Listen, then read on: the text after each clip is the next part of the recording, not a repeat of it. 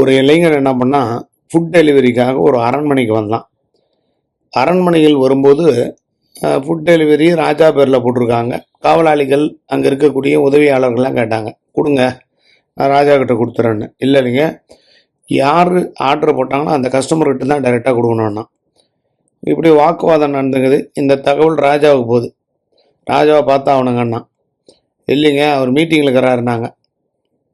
யோ, என்னையா முட்டாளாக பேசுகிறீங்க? ஓட்டு கேட்கும் போது அவர் தானே வந்து என்கிட்ட ஓட்டு கேட்டார். இப்போ நீங்களாம் யார்?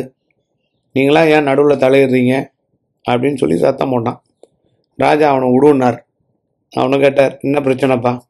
நான் உணவு டெலிவரி பண்ணுறவங்க, என்ன தூக்கி உங்களை பார்க்கக்கூடாதுன்னா என்ன அர்த்தம்? நீங்கள் தானே புக் பண்ணியிருக்கீங்க, உங்கள்கிட்ட தானே கொடுக்கணுன்னா. சரிப்பா, இவ்வளோ ஆக்ரோஷமான பையன், இன்றைக்கி நீ எவ்வளோ சம்பாதிப்ப? 700 ரூபா நான் கொடுக்குறேன், உட்கார், தேர்தல் அறிக்கை தயார் பண்ணிக்கிறேன், இதில் உங்களோட விளக்கமும் எனக்கு வேணும்னார். அமைச்சர்கள்லாம் கடுப்பாயிட்டாங்க. ஏங்க சின்ன பையனை கூட்டின்னு வந்து உட்கார வச்சுக்கிறீங்க?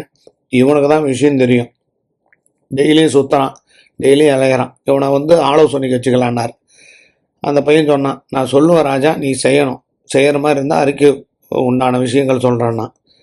சொல்லுப்பா. நாங்கள் அதாவது உன்னோட அமைச்சரவையில் இருக்கக்கூடிய எம்எல்ஏ, எம்பி, அரசியல்வாதிகள் எல்லாருக்குமே சம்பளம் கிடையாது. ஏன்னா நீங்கள் மக்கள் சேவை பண்ண வந்திருக்கீங்க, உங்களுக்கு எதுக்கு சம்பளம்?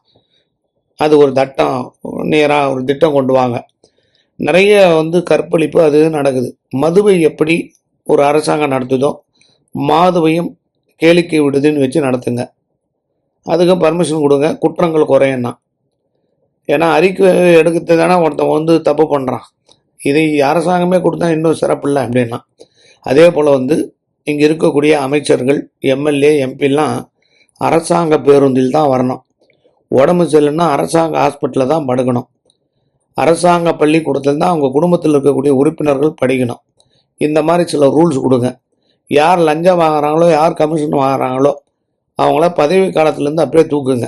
கவர்மெண்ட் அதிகாரி மட்டும்தான் லஞ்சம் வாங்கினா பிடிக்கிறீங்க, அரசியல்வாதி லஞ்சம் வாங்கினா எங்கன்னா பிடிக்கிறீங்களா அப்படின்னு கேள்வி கேட்டானா.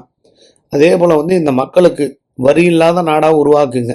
நீங்கள் ஒரு புதுமை விரும்பி எதை சொன்னாலும் எதை பண்ணாலும் புதுமையாக பண்ணுவீங்க. வரி யார்கிட்ட வாங்கணும்? வருமானம் ஒரு அதிகமாக யாருக்கு வருமானம் வருதோ அவங்ககிட்ட வாங்கிக்கிங்க. இல்லாத ஏழை மக்களுக்கு நீங்கள் ஒவ்வொன்றா இலவசமாக கொடுக்கறத விட வரியே கிடையாது அப்படின்னு போடுங்க. அது மக்களுக்கு பயனுள்ளதாக இருக்குன்னா. ராஜா சரியான யோசனைனார். இந்த விஷயங்கள்லாம் கேட்ட மந்திரிகள்லாம் ஒரே ஓட்டமாக போட்டாங்களாம்,